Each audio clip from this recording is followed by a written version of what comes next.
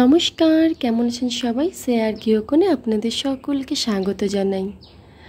এখন বিকেল 4:30 বাজে আর আজকের ওয়েদারটা সকাল থেকে বেশ সুন্দর। সকালে একটু বৃষ্টি হয়েছে, কিন্তু তারপর আর কোনো রোদের দেখা নেই আর গরমও নেই। আমি কিন্তু এখানে যথারীতি ফ্যান অফ করেই বসে আছি। আর আজ অনেক দিন বলতে প্রায় 1-2 মাস বাদে একটু নেল পালিশ পরছি। সেই যে দাদার বিয়েতে গিয়েছিলাম তখন নেল পালিশ পরেছিলাম। আমার মেয়েটার জন্য না একটুও নেল পালিশ পরতে পারি না। আসলে মেয়েদের তো সাজগোজের দিকে নজরটা ছোটোর থেকেই। নেল পালিশ দেখলেই ও পরবে, সারা গায়ে মাখবে, তাই জন্য আর আমিও পরি না, বেরই করি না। আমি কিন্তু আগাগোড়ায় পায়ের মধ্যে রেড, মেরুন, পিঙ্ক শেডের নেল পালিশ পরতেই ভালোবাসি। কারণ আমার মনে হয় যাদের স্কিন একটু ডার্ক শেডের তাদের কিন্তু এইসব কালারগুলোই পায়ে ভালো লাগে। হাতে অন্য কালার পরলেও পায়ে এইসব কালারগুলোই বেশ মানায়, যেমন আমার কথাই বলছি। আর যাদের একটুখানি স্কিনটা ফর্সা তাদের কিন্তু যে কোনো কালার পরলেই ভালো লাগে। আর সত্যি কথা বলতে কালার নিয়ে আমার ওরকম কোনো ব্যাপার নেই যে এটা পরবো না বা ওটা পরবো না, সবই পরি, তবে আমার মনে হয় এইগুলো একটু বেশি ভালো লাগে।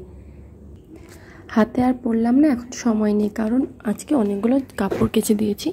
সেই শাড়ি কাপড়গুলো এখন তুলতে হবে, ভাঁজ করতে হবে। আর তারপর আবার কতগুলো ঠাকুরের বাসন বের করেছি, দিনে মেজেছি, ওই যে এখানে কিছুটা রাখা আছে, আবার এখন কিছুটা মাজবো। কাল তো বাড়িতে পুজো, এর আগের ব্লগেই আমি বলেছিলাম, তাই ধোয়া জামা কাপড়গুলো এখনই একটু ভাঁজ করে নেব। এই যে জামা কাপড়গুলো আমি কিন্তু গুছিয়ে নিলাম, আর আরও কিছু জামা কাপড় আছে, এগুলো গুছিয়ে আলাদা করে রেখে দেবো। এখন এই যে ঠাকুরের বাসনগুলো বের করেছি, এখন আমি মেজে নিব। আর কালকের মতন কিন্তু আজকেও আমার শাশুড়ি মা আবার কিন্তু বাজারে গিয়েছে।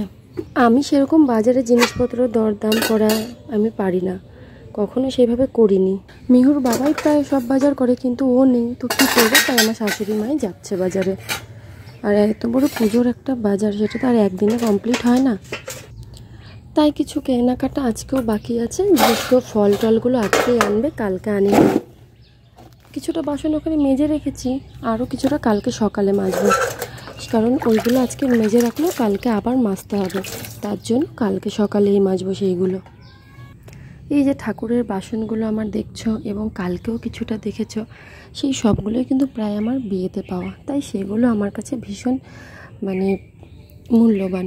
কারণ অনেকে আমাকে ভালোবাসি এইসব বাসনগুলো দিয়েছে, আর সেইগুলো দিয়ে আমি পুজো দিই। আর কিছুটা আমার শাশুড়ি মায়ের আগের বাসনও আছে, তবে আমার বিয়ের সময় পাওয়া বাসনগুলো, প্রায় কাঁসা পিতলের বাসনগুলো আমি পুজোর কাজেই লাগিয়েছি। এই যে আমার বাসন মাজা কিন্তু কমপ্লিট, আর বাকিটা যেটা লাগবে সেটা কাল সকালে মাজব।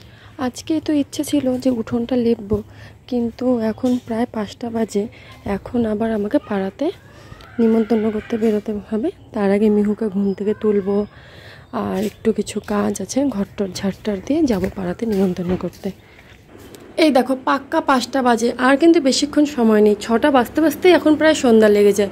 1 ঘন্টার মধ্যে পাড়ার নিমন্ত্রণগুলো কমপ্লিট করতে হবে। মাম্মাম উঠো উঠো উঠো বাবা, এই যে যাবা না তুমি নিমন্ত্রণ করতে পুজোর? এই যে এখন আমি রেডি হব।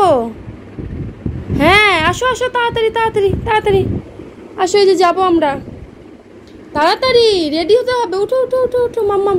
এই তো গুড গার্ল, তুমি যাবা না নিমন্ত্রণ করতে? যাবা না? সবার বাড়িতে যে আমরা বলতে যাব কালকে আমাদের বাড়িতে পুজো, সবাই যেন প্রসাদ খেতে আসে, যাবে না? চলো চলো চলো, তাড়াতাড়ি তৈরি হয়ে নি।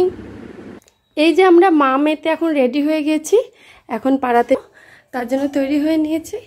এখন যাব তাহলে নিমন্ত্রণ করতে। তাহলে আজকে ব্লগটি এখানেই শেষ করছি। ভালো থাকবেন, সুস্থ থাকবেন, সাবধানে থাকবেন। আর হ্যাঁ, আমাদের পুজোর ব্লগ খুব তাড়াতাড়ি আসছে এর পরের ভিডিওতে। টাটা।